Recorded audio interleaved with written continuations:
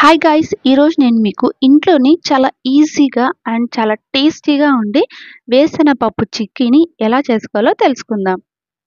దీనికోసం నేను ముందుగా ఒక 3 పావుసేర్ల వరకు వేరుశెనగ పప్పుని బాండల్లోకి తీసుకొని లో ఫ్లేమ్‌లో మనం బాగా వేయించుకోవాలి. ఇలా లో ఫ్లేమ్‌లో వేయించుకోవడం వల్ల పప్పు లోపలి వరకు బాగా వేగుతుంది.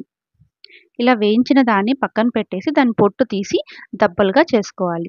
ఇప్పుడు వేరొక గిన్నె పెట్టుకొని అందులో అర కేజీ బెల్లం వేసుకొని అందులో 200 ఎంఎల్ వాటర్ పోసుకొని బెల్లాన్ని బాగా కరగనివ్వాలి. సో, ఇలా బెల్లం బాగా కరిగిన తర్వాత ఇప్పుడు మనము ఏ పాత్రలో అయితే చిక్కీ చేసుకుంటామో దానిలోకి ఈ బెల్లం వాటర్‌ని వడకట్టుకొని వేసుకోవాలి. ఇలా వడగట్టుకొని ఫ్లేమ్‌ని హై ఫ్లేమ్‌లో పెట్టుకొని బాగా పాకానికి రావాలి.